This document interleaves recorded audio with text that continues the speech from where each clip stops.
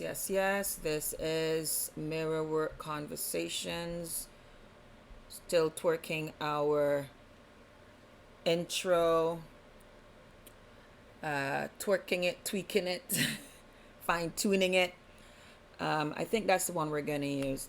But welcome. This episode of Mirror Work Conversations. So, Mirror Work Conversations, where we hold a mirror up to ourselves and we be honest about the state of why we are who we are, how things are showing up in our lives, why things are showing up in our lives. No shaming, no blaming, taking 100% accountability for our present moment and our present state of being. We are here and we're in the action, the verb, the ing of what it is that is occurring, right? So to be, and you're being. The verb, the action of who you are.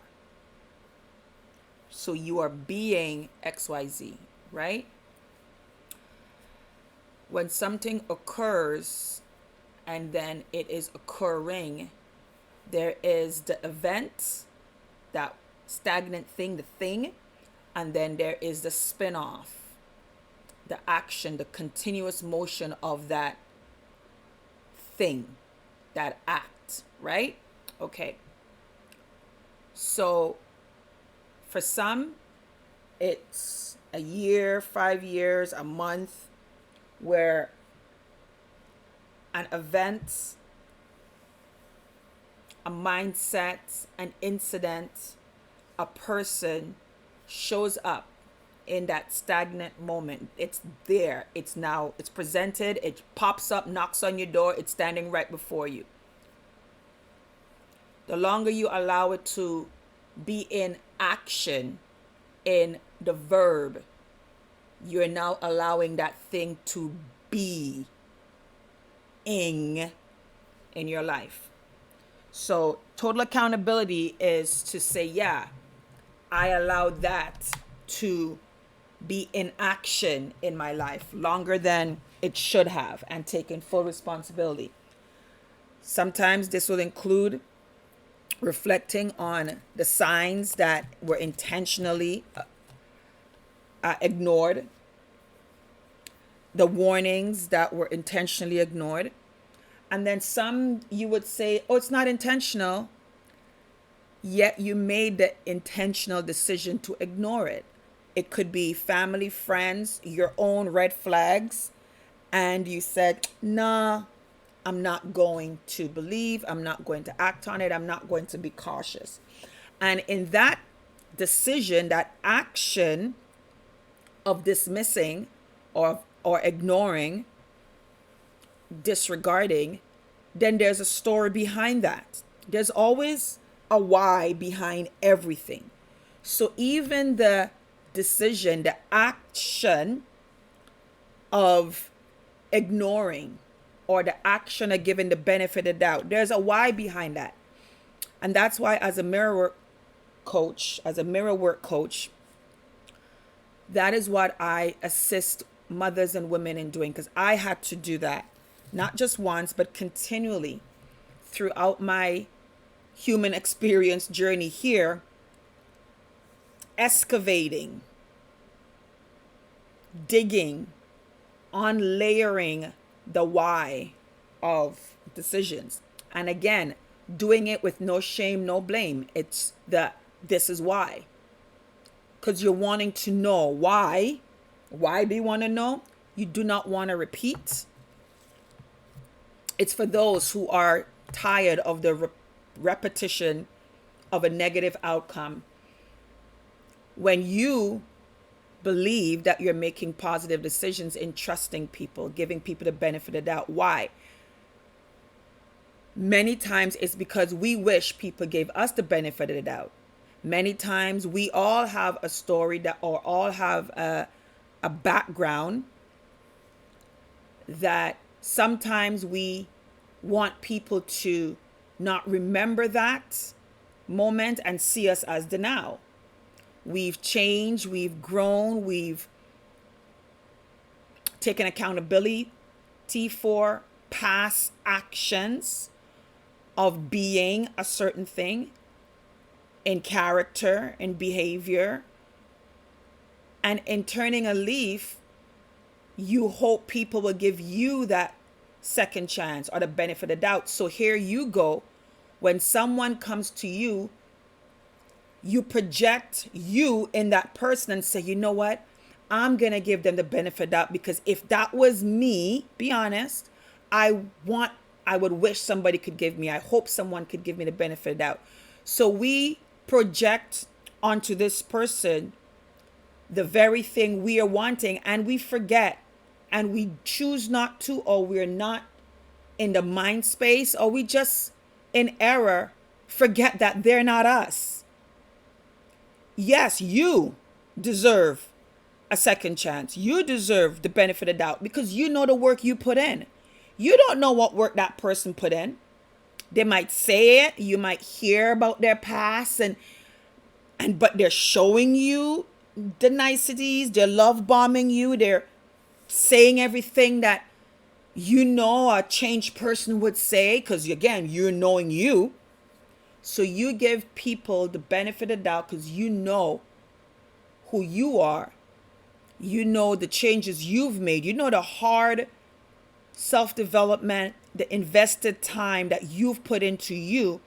And you wish that if you show up to anyone, that they would give you the benefit of the doubt. One, if they're a person from your past that is being reintroduced to the present new you. So if it's someone from the past being reintroduced to the present you, or someone present that is hearing about the past version of you and you're wishing that they see the new one. So either way, you project that onto these people that come into your space, and they have not done one iota, not even a quarter of the work you've done. So this is where we misplace that statement or that action of giving these entities, these people, these energies that are in that human being, that they're being deceitful. My God. They are being deceitful. They are moving in deception. The enemy knows exactly what you are looking for, what you're looking to see, and it will package it exactly in that image. Then when you do come to the point of saying, wow, no, this is not a person that has renewed their way of being, they're definitely not me. Why? Because they've rinsed and repeat and started to show you their true side, which is the side that has been always there, masked. So they show you the other side of them. They have two faces, right? They're living a life of duality. They're twain in the way they are being. One side is one way and another side is another way. So when the twain is ripped into two, you get to see the two sides, because at one point it was one. We talk about that statement in biblical scripture about the veil being rent into twain. It's being rent into two because at one time ripped into two. At one time as a whole, you saw them as one thing. That's all you saw them as, trustworthy. You saw them as hardworking. You saw them as loyal. You saw them as this one thing. And then an event came, which is the ripping. And it showed you the other side. So that is where that veil, that mask, that covering was ripped, was rent into twain, was ripped into two, was ripped into two. And now you see the two sides of it. Now you can see clearly through the fiasco, because when something is ripped and something is separated, now there's a gap, there's a space. You now can see through it. And you see there are two sides, and there's not just this one singular character of integrity, you were like, wow, there is two sides. And the one side that was being projected to me was real to the degree in which they wanted it to be projected onto you for a period of time.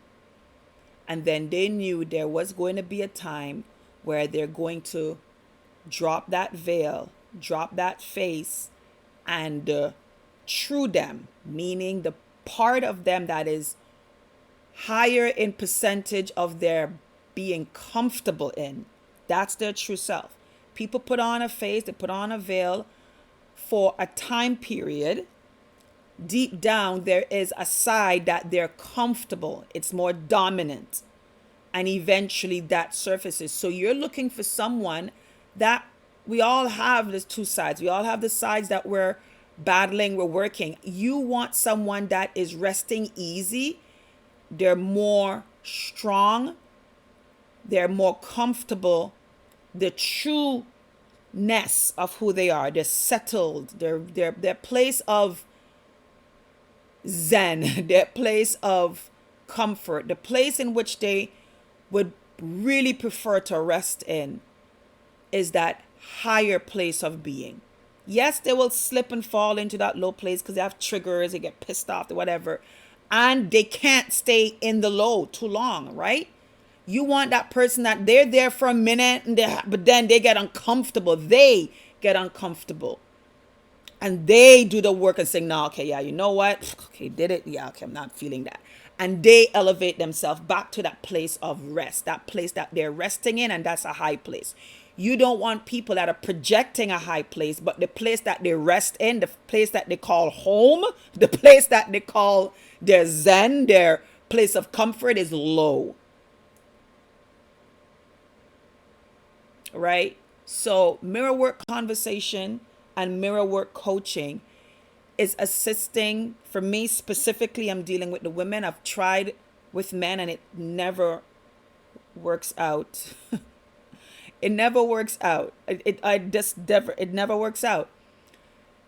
As a result of during the coaching, there's always that line that's crossed by the men looking at me and wishing I was XYZ, right? I'm like, no, we're here to work on you so you could be a better version for XYZ. Don't wish I was XYZ and then all of a sudden it's like it's like every time that happens, I'm like, dude, why'd you go there? Like, no, let's stay focused. So I have just accepted, I'm not fighting it anymore, that the men that come to me in wanting to be the better version of themselves, when it comes to every time we come to that crossroad within their own self, they miss the mark, they fail. And then it gets uncomfortable because then I'm like, oh man, look, and it's just like, just can't find that male, that man who truly just sees me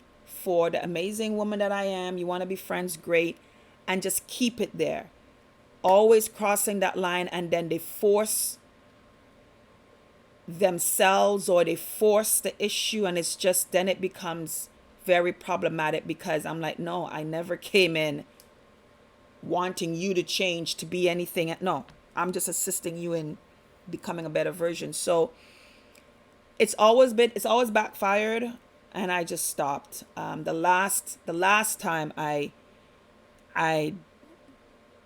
incident where I said, yeah, you know what, I can't be friends with a man because a man just cannot be friends with me.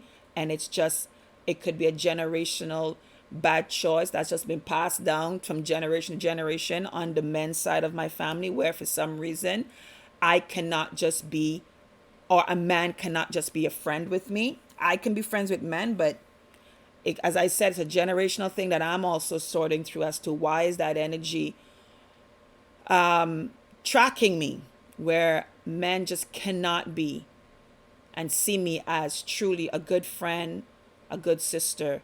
It always skews.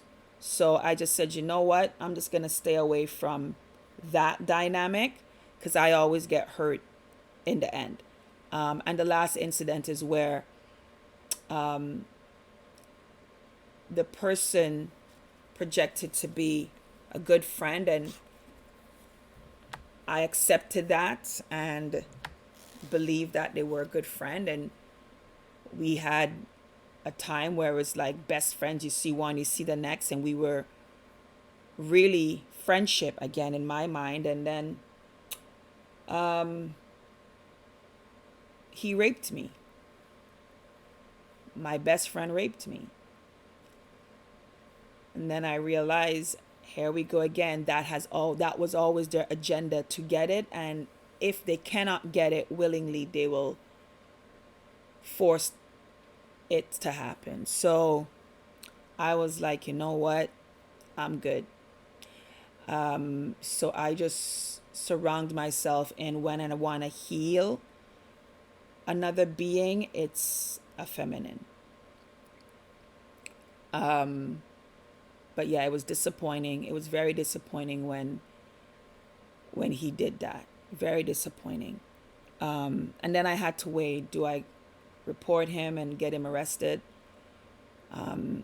He's a father, has children. I just saw the ripple effect. I could have done it to satisfy my need to seek justice. And I'm like, you know what? Justice is his karma. Justice is him knowing that it was not consensual. He raped me because I said no, no, no, tried to fight, and then his hand went around my throat, and it was that aggression and that anger was, I just saw the rage. I was like, you know what? Yeah, this is not going to end well. And then I'm also thinking of my children. If this don't go well, I need to get out of here alive, right? So it was just a lot of things in a very short period of flashing in my head. If I kill him, if I get a weapon, if I hurt him, then what? Like, I'm like, it just like, it's lots of visions and lots of things. And okay, all right, so then I don't hurt him. I don't create that type of a scenario where I have to get out, and in doing that I have to hurt him because of the level of aggression, the level of strength in which he was imposing. It was not going to be okay, back off. It was a fight. And then the other alternative, okay, you know what, just allow the rape to happen and then report it. And then it's like, then my head is like, then this is so much split seconds. And in that moment, so many flashes came in my mind of other traumatic incidences that has happened that you conquered, and you're like, man, I'm back here again. Then it's the blame, and then it's that, like, all of this happens in such a short period of time. Hence why when people don't believe women that say things happen, and you're like, but why didn't you do this? Why didn't you do that? You have no idea the thought process that woman is going through in a period of minutes, that the things that are flashing through and what to do. And then you have those women that do things in self-defense, and then what happens? They get prosecuted. They get jailed because law enforcement have their own issues and their own hang-ups, depending on the detective and who is investigating. I've come across enough law enforcement to know that they bring their bullshit onto the workplace. They project their stuff. I've gone through my own issues of law enforcement not being law enforcement, and they bring their personal issues. And then we see in news of young women who are being trafficked. They will have to escape by killing their trafficker, and they're sentenced to death and life for killing the person that's been abusing them. We just see too much. So you as a woman, you're like, okay, I can do it. I know I'm doing it for this reason, but are they going to believe me? And then, okay, then I have so much things, because why? Women has not seen justice be consistent for others, right? And I hear the argument that there's many men who's been wrongly convicted. So again, law enforcement, they come into situations of second guessing, who do I believe? And it's just a mess. And then you are in the moment and you got to figure out which side do I be confident in. Do I stay confident with the others who believe doing the right thing, truth will be vindicated, justice will be served? Or do I remember that justice is not always served and truth is not always vindicated? So I didn't press charges. After the fact, he pretended to be vomiting because he said he was under the influence. And I can't believe I did that to you. And I'm looking at him and I'm like,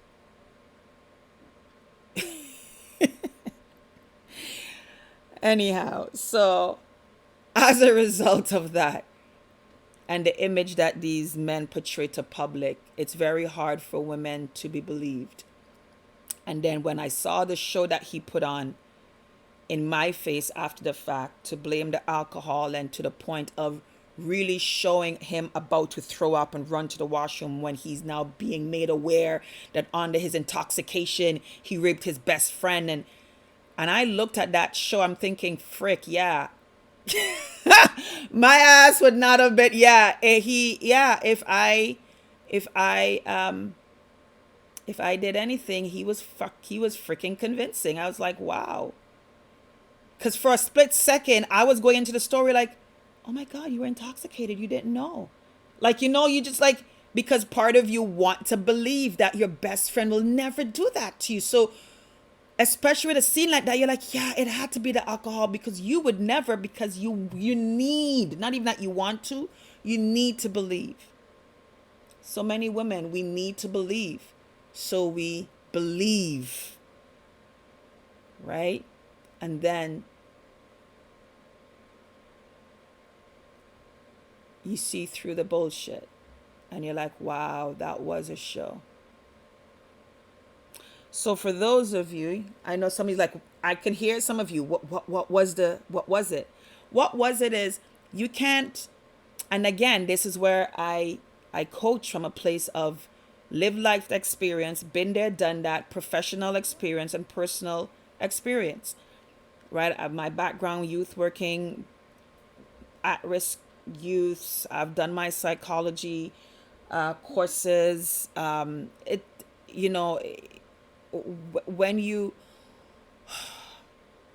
you've been exposed to the whole mental, the mind, the psychology of thinking and the reasoning, and then you put the realities and all the different nuances, right? All the different into what's the logical response of a truthful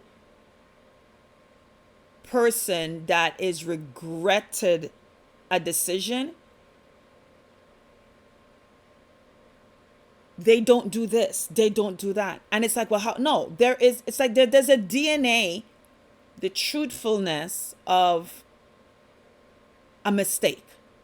When someone truthfully, and this is universal, we can argue back and forth, universal, when someone universally, as universal truth, they've come to face an action that they did and they're regrettable. I mean, to the point of saying they want to throw up and acting like they're wanting to convulge and run to the washroom. When someone says they're at that deep level of accountability of, oh my gosh, it could be alcohol, they want to blame, drugs, whatever, right?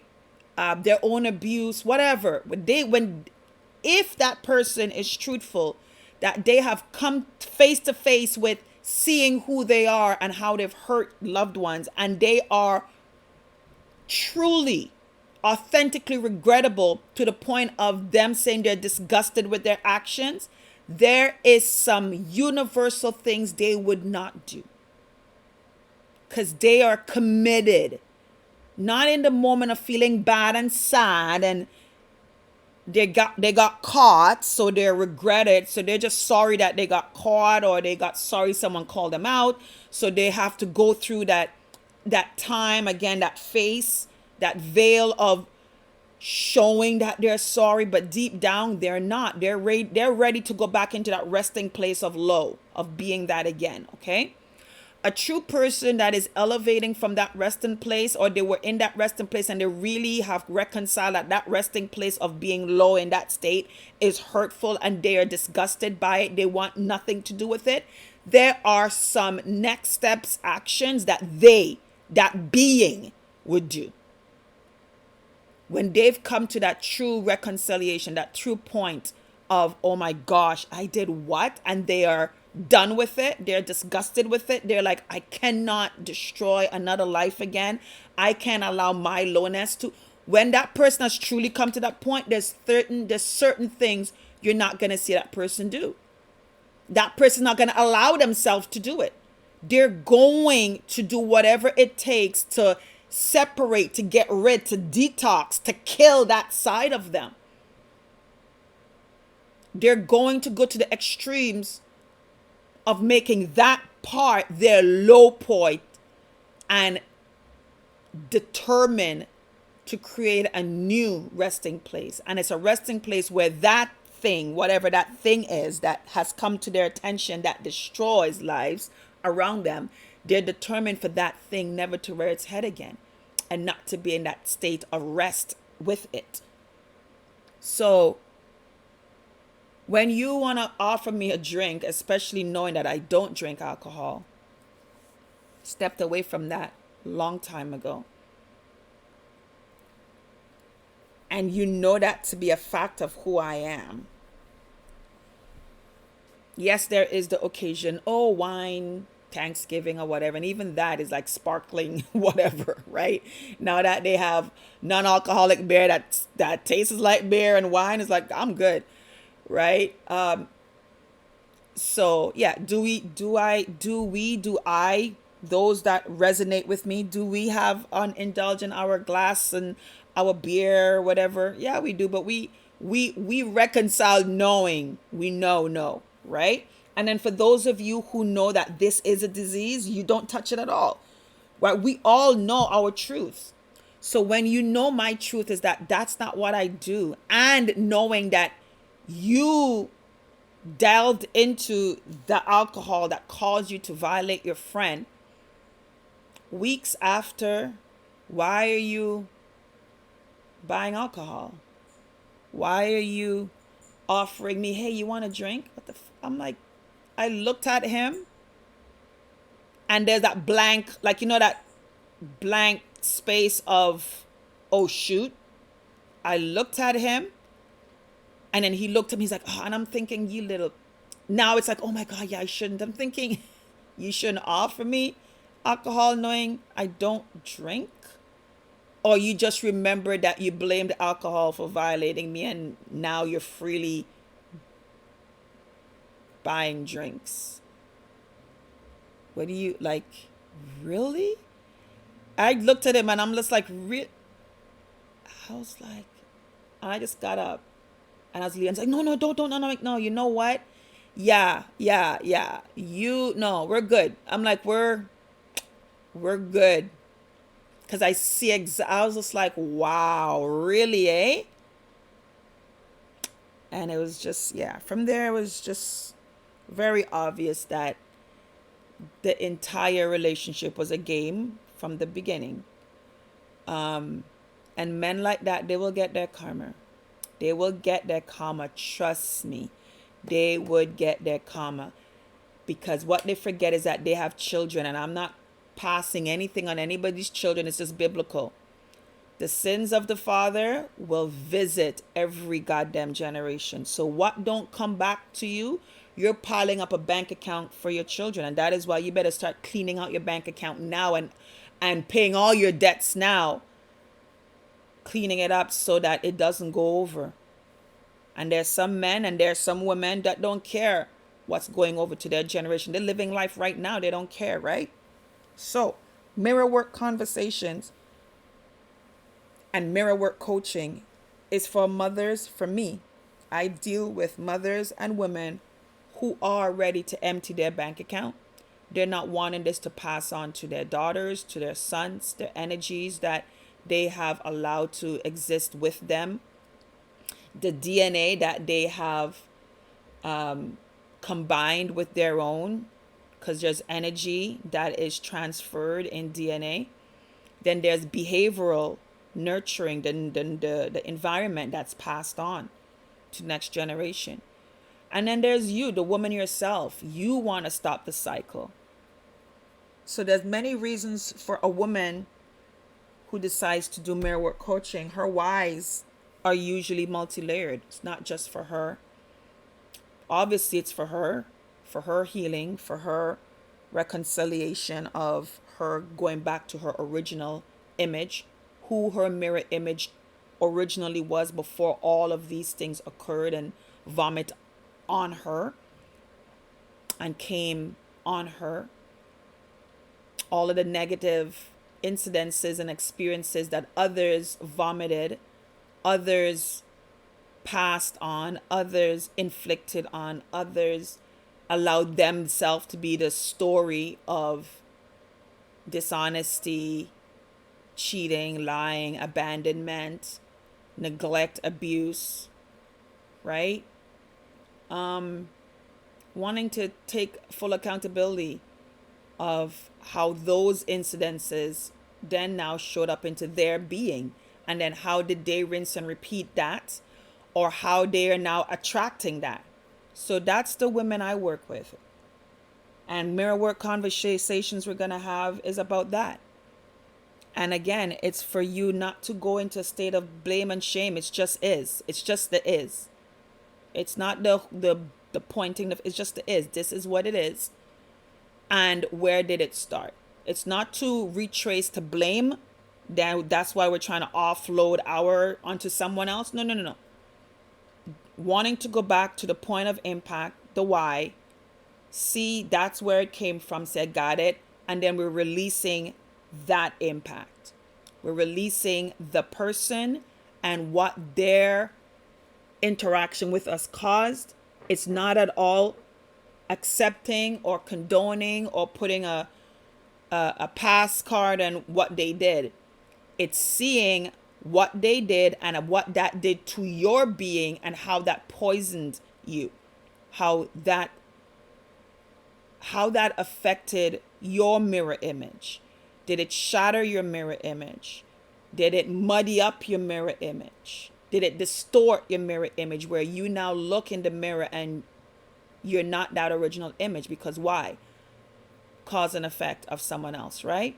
So it's for the women and the mothers who are intentional of wanting to be that original mirror image of who they were meant to be.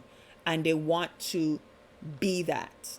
That's the being. That's the being that they want to be in a place of rest. They want to be their mirror image before the shattering, before the muddying, before the distortion of their image. They're wanting to return to the mirror image, their original image of who they were created to look like and be like. What was their intentional being, right? It's a lot of hard work. It's never 1 or 2 sessions, depending on the layers.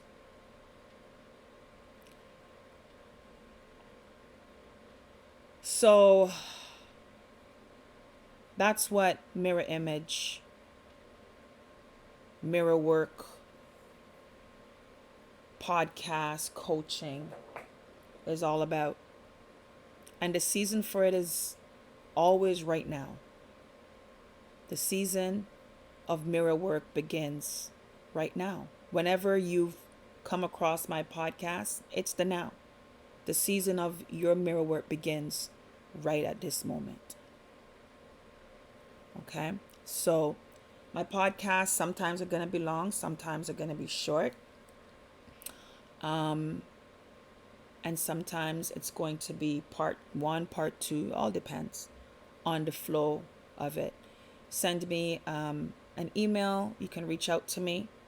Mirrorwork Conversations with an S. mirrorworkconversations@gmail.com. Send me your story.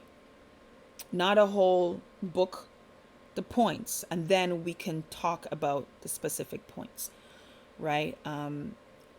I'll bring it on the podcast, not your name and not who you are, the incident that you're wanting some mirror work conversations on. And then the conversations, if you choose to say, you know what, Lady O, let's do some coaching, we can take it from there. So send me your incidences, your situations, and we'll have a mirror work conversation on it. And full disclaimer, my conversations, just like my coaching, have different layers of comfort and discomfort. Things I would say would trigger, challenge, from mildly to moderately to severely, to the point you're like, I can't, it's like hard. And it's hard to look in the mirror when your mirror is shattered. It's distorted, like, those funhouse mirrors, distorted, or it's muddied. The desire is, I want my mirror image to be what it was.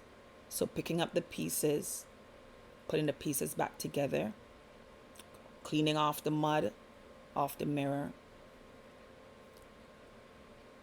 contorting back the distortion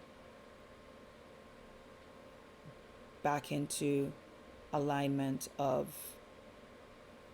an accurate image of yourself. You could only be that person who's can determine how serious you're going to be with the work. I know for me, my why made it a no-brainer for me. I was like, no, we're going all the way, because my why was very, very serious. It was, there was no room for, do I want to go all the way? No, I had to. I was determined. To do the mirror work. Determined. Because I know there is a next generation. My children are all attached to the DNA and the environment of men, and the women in my past, the men, which is their fathers, they are going to be affected from the DNA energy and from the environment energy of the women that are in their life and the men that the DNA is connected to. There is a debt that is going to be passed on. So even if it's just one, the mother or the father, even if it's just one who is determined to do the mirror work, you're going to assist. Trust. You can't control the other person doing their mirror work, but you can control you. And you can make a significant impact on the debt that is wanting to be passed on, that's supposed to be passed on based on that statement of going to generations. And you can make a impactful course correction where they don't have all of the debts, because you're taking care of yours, and you're going to alleviate and cancel yours onto them. So they only got to manage the other person's woes and transgressions and issues. They don't have to carry yours and theirs. You're taking care of yours. So trust me, you're going to assist. And also, in taking care of yours, you're also assisting in the debt of that other person that is wanting to offload onto your children. Because you were a part of that at full accountability. You're part of your child having that, because you made a decision to say yes to that person and you created life. for those where life was created from a violation, from a rape, and you decided to keep the child, that also you have to assist in that not being passed on. Working with your full accountability, not blaming yourself, not shaming yourself. Full accountability of the why. This is where people like, oh, are you blaming the victim? And we have to stop that. There are some incidences where you have to take full accountability of why shit happened to you. And it's the honesty of it.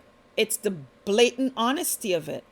It's this fear of humanity not wanting to see how they contributed to their own hurt, because then that would mean that for some reason we mean that's getting the violator off the hook. When we're like, well, maybe it's the violator still made the choice to violate. We're not taking away accountability of what the person did. I don't care. You could see a woman walking down naked on the street. She's not inviting you to rape her. You the perpetrator, you still had to say yes to that thought. So it's not just, well, she was naked, it's her fault. Why did it have to be you? Why did you have to be the one to say yes to that vile thought to go and violate that woman, regardless of how she presented herself? And you, the woman, take full accountability of how you presented yourself. What is the energy did you say you are? What energy did you attract? And it's not, blaming, it's accountability.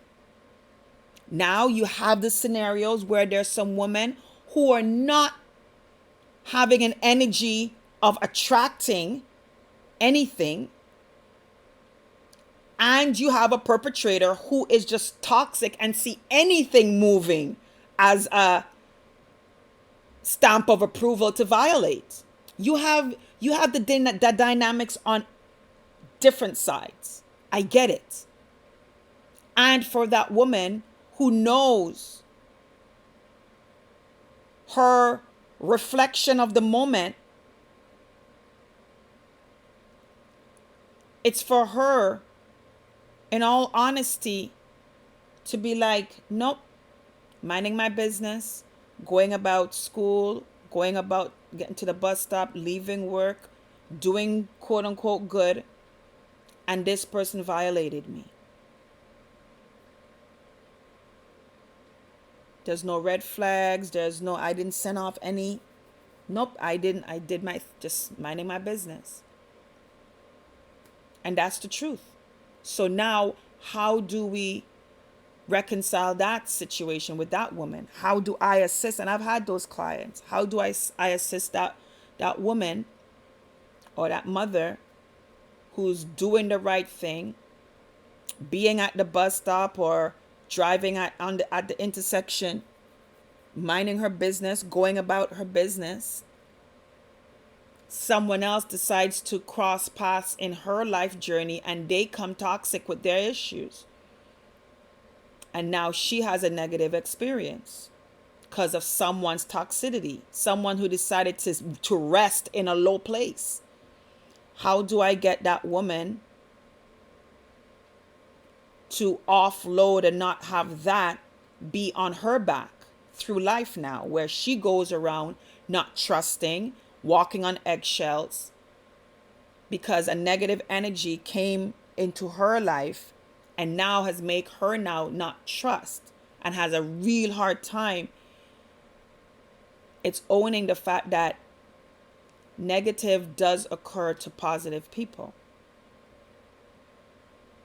And that's an opportunity to, one, accept that truth, and then also now accept, now, what is it that is now causing you to be? Can we now accept that this is, and it was, a disgusting action to infect you, to change you, to turn you onto the dark side, to make you now a new conduit of fear, of negativity? Now is your human experience challenge? Are you going to succumb to that? Are you going to add to that army of negativity? Are you going to cross over? Are you going to have that energy win? This could be an opportunity to truly, truly flex and work on that muscle of forgiveness, of release, and full awareness of the world that we're in and what the true agenda is for humanity. The true agenda of negativity intentionally coming in the life of someone positive for the own sole purpose of turning you. And it wins when it watches you turning and morphing into exactly what it wanted you to be, because less good benefits it. Is it fair? No. And it's the reality of what we signed up for. It's the reality of this realm called Earth. Is it fair? No. And that is what it is. When we signed up to say, yes, we're coming to Earth, yes, we're here, it's coming into a moment in time, the day in your life when you remember, oh yes, this assignment was to kick ass of the darkness. And I did come to this assignment, and this moment had already scripted to happen. And this is my moment to kick ass for light. This is my moment to kick ass for light. This is my moment. And when it is so, let me tell you, it's goosebumps when I'm in coachings like that, where another being that is in the feminine form, a being that took shape in a feminine form, an energy being that said yes to being female, to being feminine, get the true opening awakening that the things that has come to her, the things that has vomited up on her, are those specific timelines where she's supposed to bust ass. It's that recollection that, yeah, this is the moment. This is one of the many moments for you to kick ass for light. It came, it vomited on you, and it's there rubbing its hands, looking to see you turn and morph into the dark side. It intended to be that. It intended to violate you. It intended to abandon you. It intended to sabotage you. It intended to attack you from every form possible. It intended to turn your own children over you, your own parents over you. It intended to have your best friend violate you and betray you. It intended for your business partner to take your money and lie. It intended for that person to frame you, and it intended. That was one of your moments.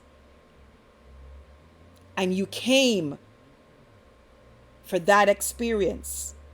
And in that experience, you're kicking ass for light, or you're going to join the dark. Is it hard as hell? Yes. Does it feel like unfair? It's unfair when you don't see the assignment. And you're like, you know what? It's fair. Why? Because I'm an angel of light. It's fair because it knows that I was kicking ass in the other realms. And this realm called Earth is one of our training grounds. It's one of our places of getting a badge, getting a star. Like, when you play the video games and you go to different worlds, you battle in different worlds, and you gotta succeed that world and you elevate. This one is one. And it ain't for the faint. This realm called Earth, it's not for the faint. And it's setting you up for the other ones. Trust and believe. So yeah, bad freaking things happen to good people. And that's part of the intention. Are you going to stay good only when good things happen?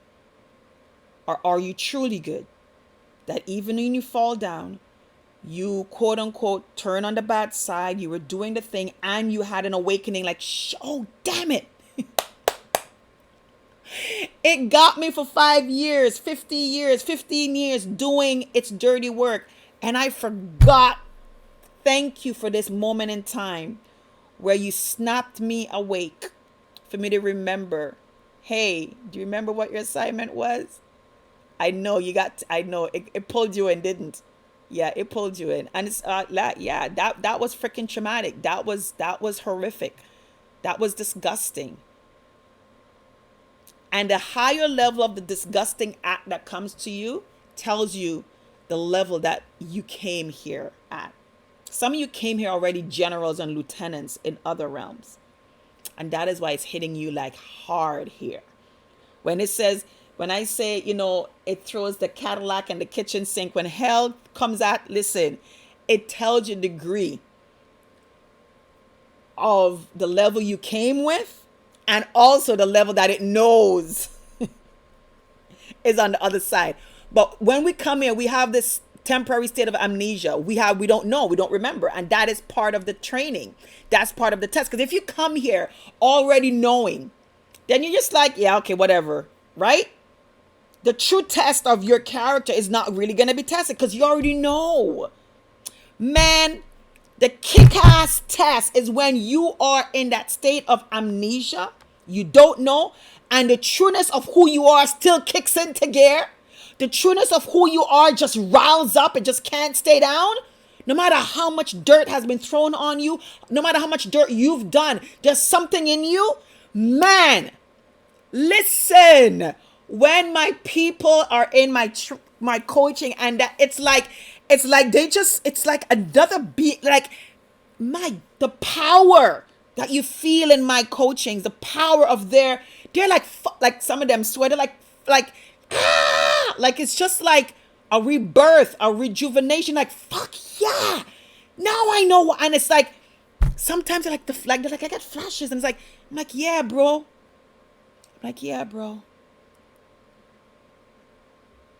yeah, like yeah bro, that's why it came at you. You see it now? Do you see your mirror image now? Do you see who you really are in this body called the human experience? Do you truly see your mirror image? Not the image of the world that you're looking and your hair is falling off and they say you have arthritis and your teeth is missing and you have a big nose and you're apparently you have reclining hair line and your eyes are no, not that image. Do you see through it? Look in the eyes, look and find the image. Do you see who you really are in this shell called body? Do you see your freaking greatness? Do you see why now it's coming at you like with a vengeance? Yeah. I had one experience, and they were mutilated.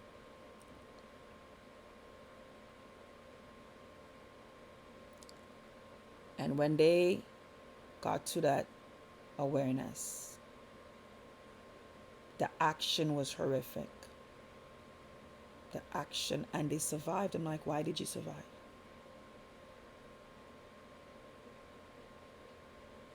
Sometimes many have survivor's remorse, right?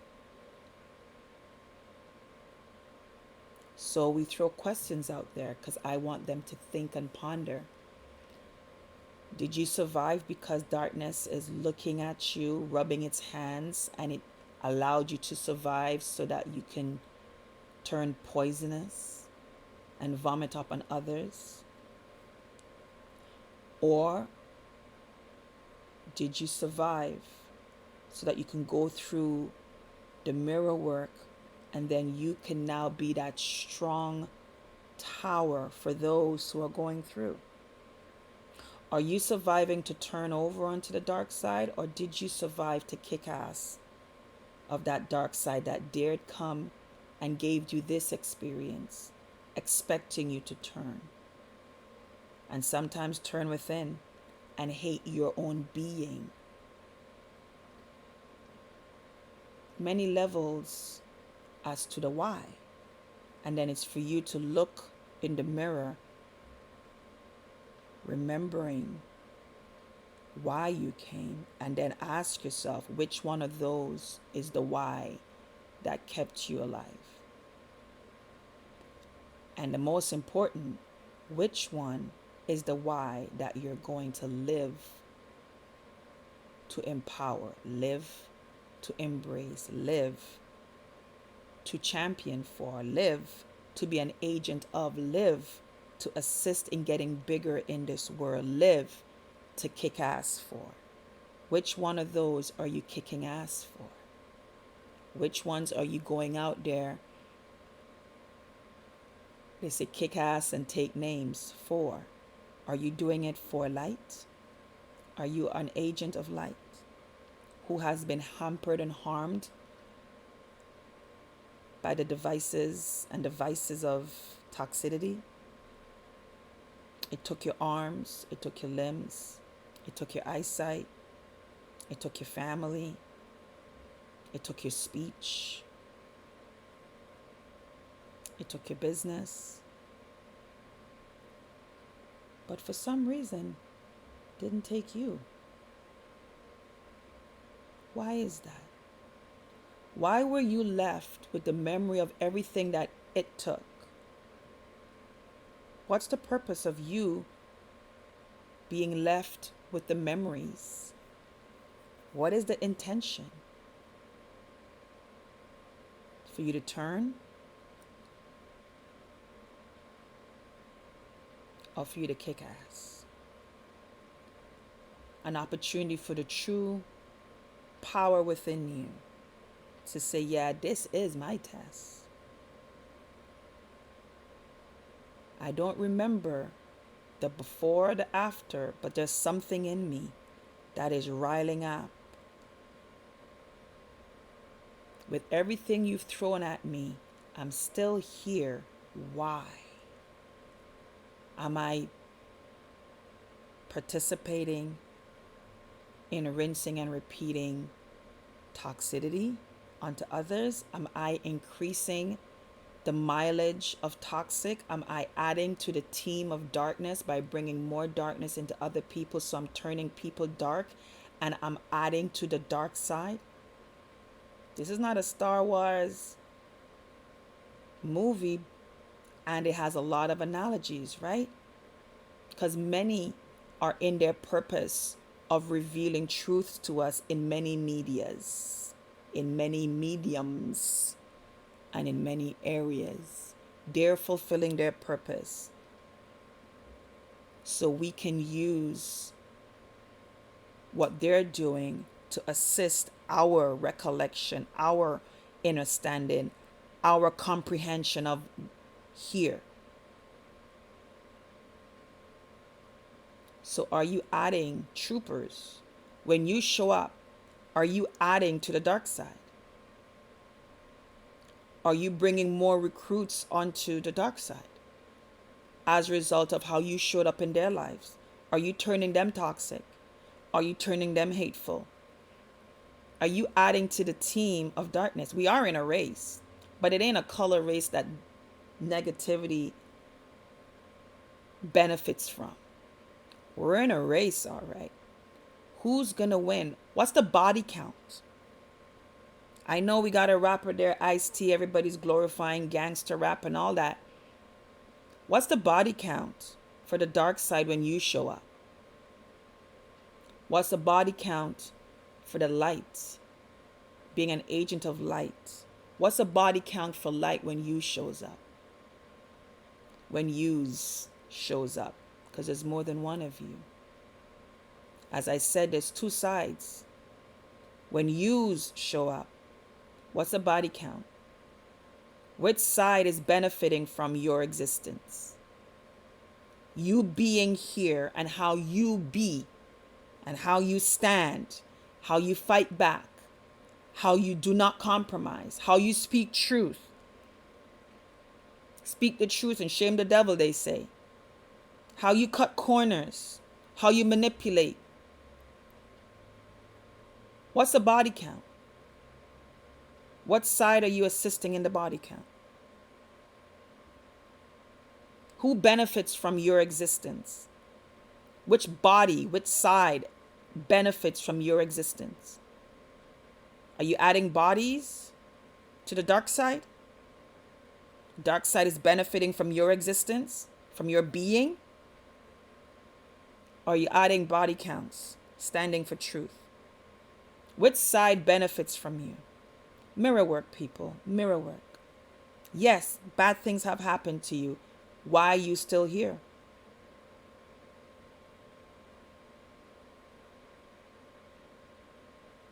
Which side are you benefiting still here?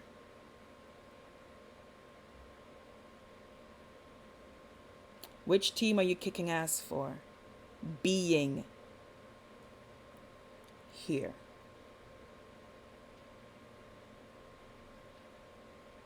This is Lady O. Stay in action with faith and possibility. Walk in and protect your light. Your purpose will find you. Say what you mean and live like you mean what you say. See you on the next Mirror Work Conversation podcast. Send me an email if you want to do some mirror work coaching. Mirror Work Conversations with an S at gmail.com. All right. The email and all that is also on the YouTube about section when you click on the about sections there. All right. It's also going to be in the description of the podcast description itself. It might not be in every episode description, but the podcast description itself, the email is there. All right. See you on the next one. Live life knowing that you're a mirror image of something. You got to choose which side you're going to be the mirror image of. All right. And ultimately returning you back to your original state of being, the true image that you were created to be a mirror reflection of. Love you. And there's nothing you can do about that. Salute to Devon Franklin. Someone sent me a video of him, and he ended his series that way. And I was like, that's nice. I like that. I love you. I really do. And there's nothing he can do about that. I love it. I know, I don't know where he got it from, but I love that one. I was like, I love it. I love it. I've always said I love you. And I love you because I know what my purpose is. And I got to give credit where credit is due. That last part there, and there's nothing you can do about that. That's from Devon. Salute, my brother. Talk to you later. Bye-bye.